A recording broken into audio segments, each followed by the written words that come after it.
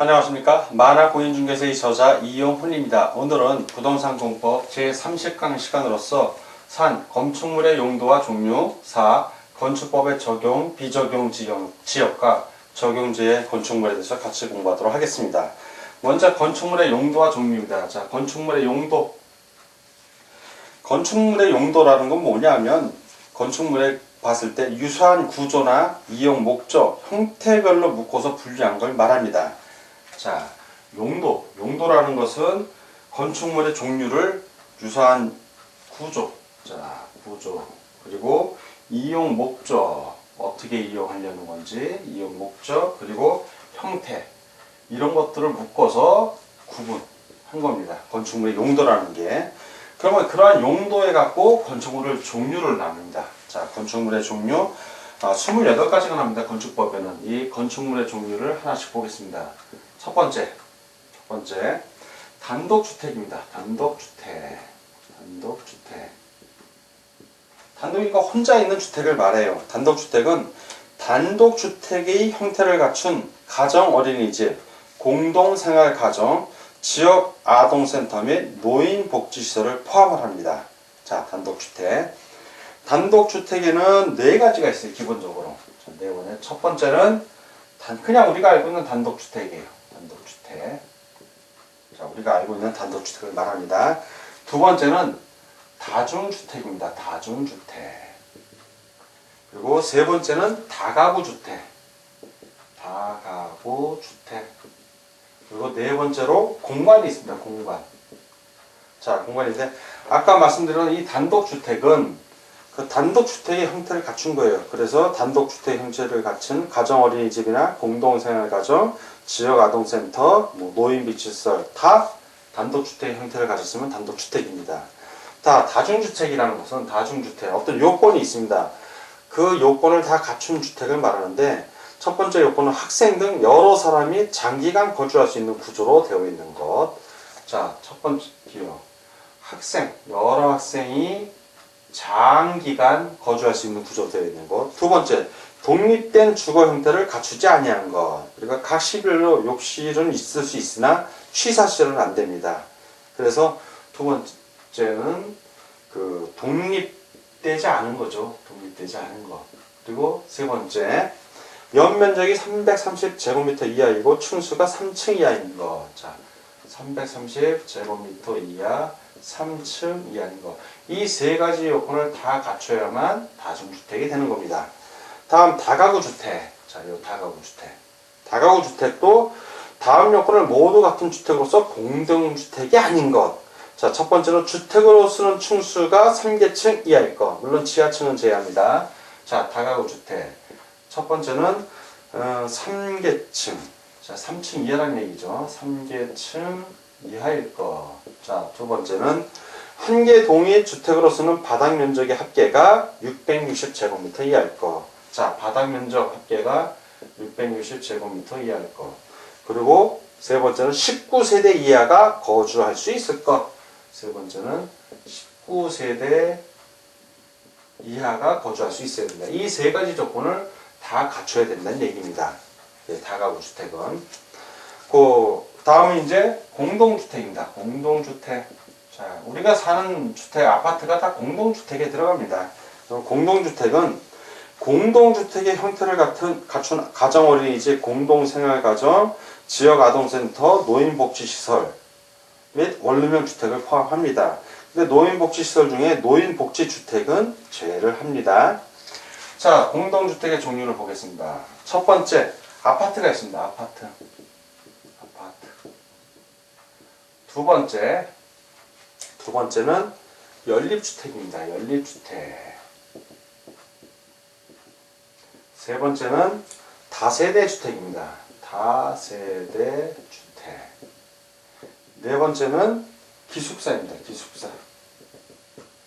그래서 단독주택의 종류하고 공동주택의 종류는 여러분이 다 암기를 하셔야 돼요. 그래야 공동주택이 아닌 거 찍을 수 있고 단독주택이 아닌 걸 이렇게 답을 알아낼 수 있습니다. 먼저 그 아파트는 핵심이 그거예요. 주택으로 쓰는 층수가 5계층 이상. 자, 5계층. 5층 이상이면 그냥 아파트입니다. 예, 아파트예요. 그래서 여러분들이 5층 이상이면 다른 규정이 없어요. 그냥 5개층 이상인 것.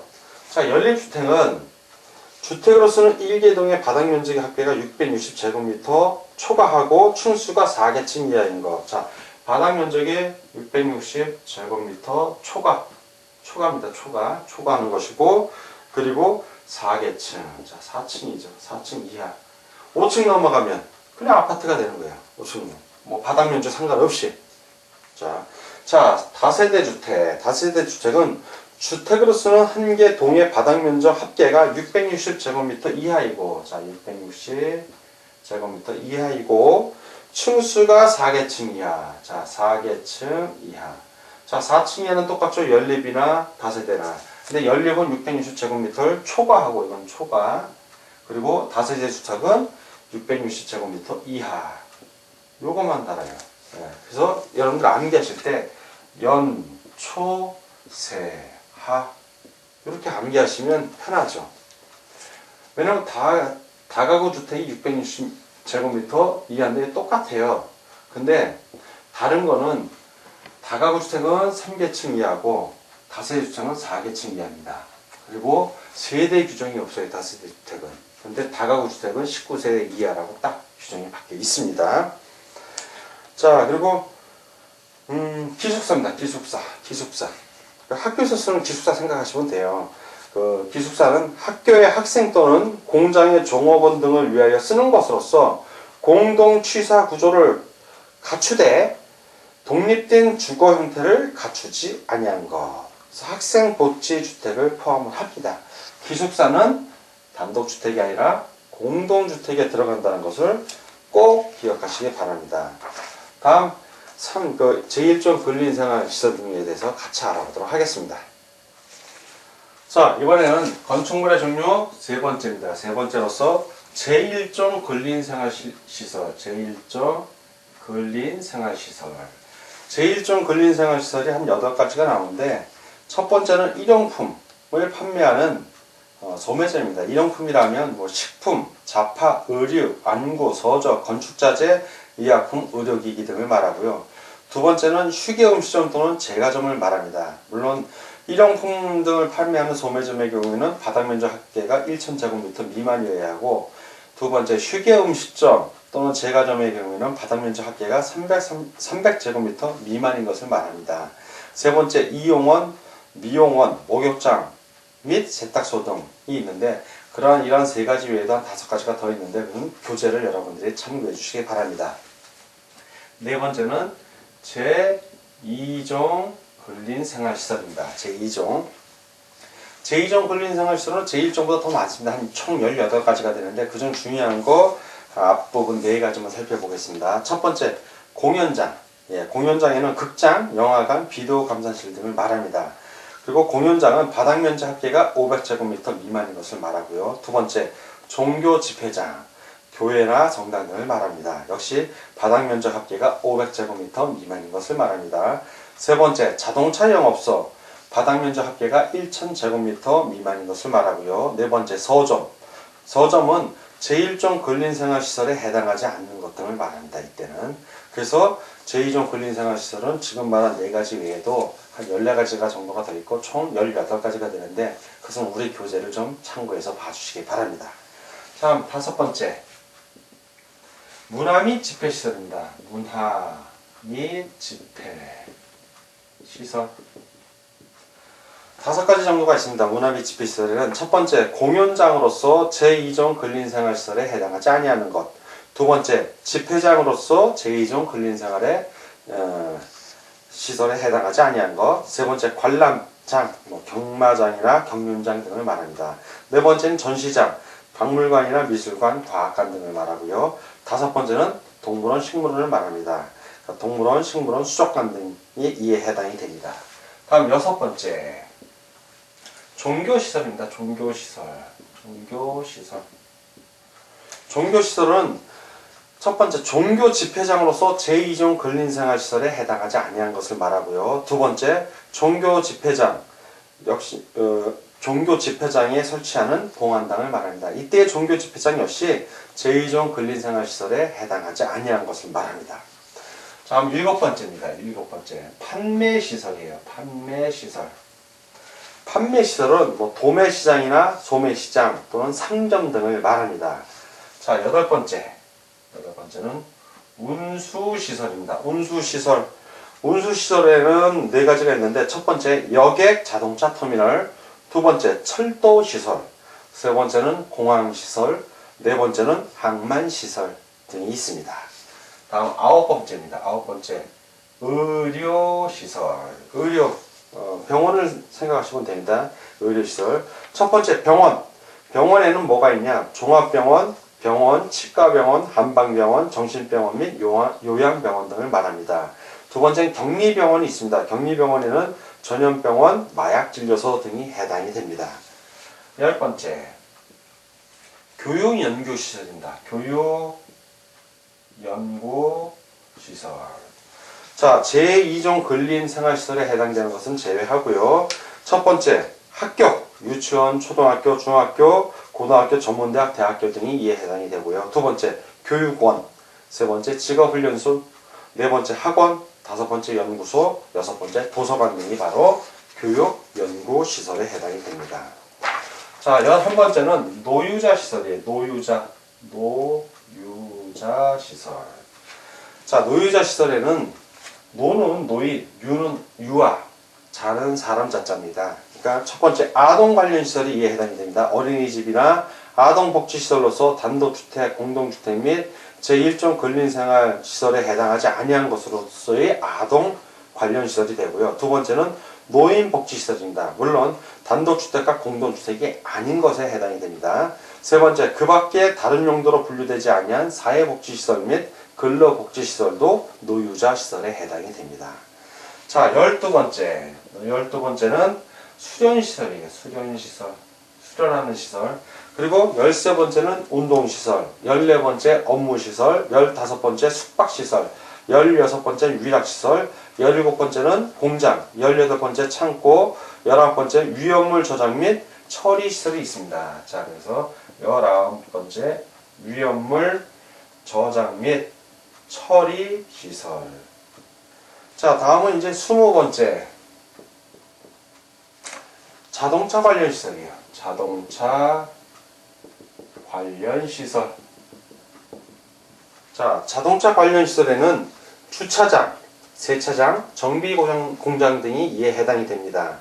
그리고 운전학원하고 정비학원 역시 자동차 관련 시설에 포함이 됩니다. 그래서 여러분들 자동차 관련 시설은 워낙 중요합니다. 이런 것들은 꼭 기억해 주시기 바랍니다. 자, 21번째는 동물 및 식물 관련 시설이에요. 동물 및 식물 관련 시설. 그리고 22번째는 자원순환 관련 시설. 23번째는 교정 및 군사시설. 24번째 방송통신시설. 25번째 발전시설이 있습니다. 25번째는 발전시설. 자, 그리고 26번째 묘지 관련 시설이 나옵니다. 묘지 관련 시설. 자, 묘지 관련 시설에는 3가지가 나오는데, 첫 번째 화장시설이 있습니다. 두 번째는 봉안당, 종교시설에 해당하는 것은 제외를 합니다. 세 번째 묘지와 자연장지에 부수되는 건축물. 자, 건축물이라 하더라도 묘지하고 자연장지에 부속된 거죠. 그럼 부수되는 건축물은 묘지 관련 시설이라는 거 꼭 기억하시기 바랍니다. 다음 27번째는 관광휴게시설입니다. 관광휴게시설. 그리고 28번째가 장례식장이에요. 장례식장. 다만 의료시설의 부수시설에 해당하는 것은 제외합니다. 장례식장이라 하더라도 종합병원 장례식장 있죠? 병원에 부수되는 것. 그거는 따로 그 의료시설에 들어가고, 그 외의 장례식장은 바로 그냥 독립된 장례식장이 되는 겁니다. 건축물의 종류에. 자, 이렇게 건축물의 종류 첫 번째부터 28번째까지 알아봤고, 건축물의 용도와 종류에 있어서 건축물 종류에 기존에 28개에서 하나가 추가됐습니다. 29번이에요. 하나, 29.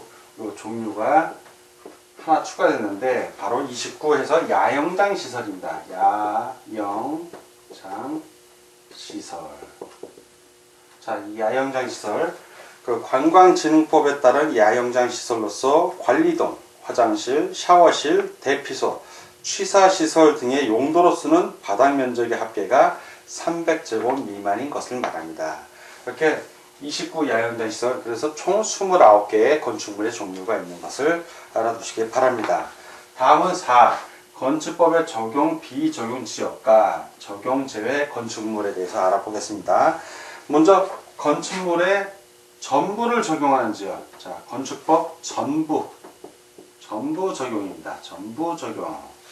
건축법을 전부 적용하는 지역은 첫 번째 도시지역입니다. 자, 도시지역. 도시지역은 다 건축법이 전면적으로 적용이 됩니다. 두 번째, 지구 단위 개입 구역. 그리고 세 번째는 동읍. 동읍의 구역으로서 섬인 경우에는 500인 이상.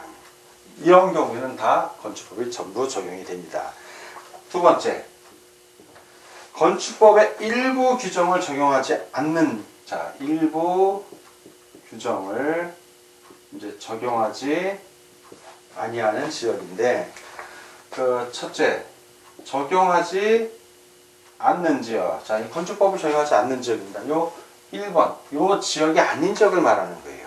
그래서 도시지역, 그리고 지구 단위 개입 구역, 이거의 외의 지역이에요. 이거 외의 지역으로서 동, 그리고 읍이 아닌 지역입니다. 지역. 그러니까 전부 적용하는 지역이 아닌 지역이어야만 적용을 하지 않은 겁니다. 하나라도 걸리면 전부 적용을 합니다. 자, 이런 적용하지 아니하는 지역, 적용하지 않는 건축법 규정, 적용하지 않는 그럼 건축법 규정이 있을 거 아니에요. 어떤 걸 적용하지 않는지. 첫 번째, 이게 건축법 제44조에서 47조, 제51조에서 제57조를 적용하지 않는데, 44조 대지와 도로의 관계. 자, 이 대지와 도로의 관계고, 제45조 도로의 지정, 폐지 또는 변경. 자, 도로의 지정, 폐지 또는 변경. 제46조 건축선의 지정. 그리고 제47조 건축선에 따른 건축 제한. 그리고 제51조 방화지구 안의 건축물. 제57조 대지의 분할 제한. 자, 이런 것들을 적용하지 않습니다. 자, 세 번째. 요 적용제외 건축물, 바로 건축법 적용 대상에서 요 제외되는 건축물을 말합니다. 어떤 것이 있는가? 제외되는 건축물. 첫 번째, 문화재 보호법에 따른 지정문화재나 가지정문화재. 두 번째, 철도나 궤도의 선로 부지에 있는 다음의 시설. 자, 철도나 궤도의 선로 부지에 있는 다음의 시설. 운전 보안 시설. 두 번째, 철도 선로의 위나 아래를 가로지는 보행 시설. 세 번째, 플랫폼. 네 번째, 해당 철도 또는 궤도 사업용 급수, 급탄, 급유 시설. 이런 것들은 적용 대상 제외입니다. 건축법. 세 번째, 고속도로 통행료 징수 시설. 그리고 네 번째, 컨테이너를 이용한 간이창고. 이때 컨테이너를 위한 간이창고는 공장의 용도로만 사용되는 건축물의 대지에 설치하는 것으로서 이동이 쉬운 것만 해당이 됩니다. 자, 그리고 다섯 번째로는 하천법에 따른 하천구역 내의 수문 조작실입니다. 수문 조작실. 그래서 요 건축법이 적용이 제외되는 건축물 5가지는 여러분들이 반드시 암기를 해 주십시오. 거의 시험 문제이 자주 나오기 때문에 그렇습니다. 그래서 중요 글자만 따서 문철구, 컨수는 꼭 기억을 해 주시기 바랍니다. 그리고 다만 철도 역사나 전통 사찰은 건축법상의 건축물에 해당이 됩니다. 다 이렇게 4번 건축법의 적용 비적용 지역과 적용제의 건축물을 알아봤습니다. 다음 이제 5 건축위원회와 건축분쟁 전문위원회에 대해서 같이 알아보도록 하겠습니다. 자, 다음은 5 건축위원회와 건축분쟁전문위원회입니다. 자, 먼저 건축위원회. 자, 이 건축위원회. 건축위원회는 이 건축위원회 설치자, 누가 설치하는가? 건축위원회 설치자, 설치하는 곳을 말하는 거라고 봐도 돼요. 바로 국장, 국토교통부 장관, 국장.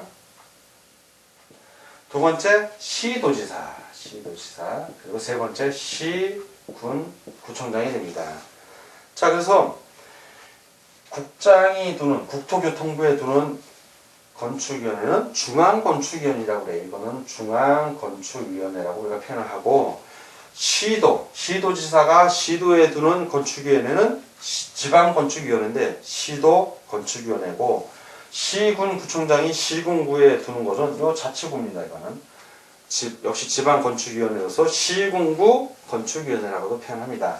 그래서 국장, 국토교통부에 두는 것은 중앙건축위원회, 시도와 시군구에 두는 건축위원회는 지방건축위원회라고 구분을 합니다.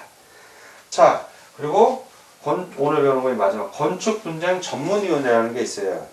자, 건축분쟁전문위원회는 자, 운영자 첫 번째, 누가 운영을 하는가? 이 건축위원회 안에 있는 소위원회입니다. 자, 운영은 국장, 국토교통부 장관, 또 시도지사, 그리고 시군 구청장이 운영을 합니다.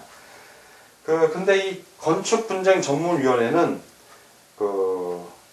여러분들이 착각을 하면 안 되는데, 이 건축위원회 안에 제가 좀 실수했습니다. 소위원회, 각종 소위원회, 분야별 위원회라고도 합니다. 자, 소위원회 또는 요 분야별 위원회는 국토교통부 장관, 시도지사, 시군구청장이 운영을 하는데, 다만 요 건축분쟁전문위원회만큼은 누가 운영을 한다? 요거는 국토교통부 장관이 설치하는 건축위원회. 자, 국토교통부 장관이 설치하는 건축위원회, 아까 뭐라고 했죠? 중앙이죠. 바로 중앙건축위원회예요. 중앙건축위원회에만 건축분쟁전문위원회가 있는 겁니다.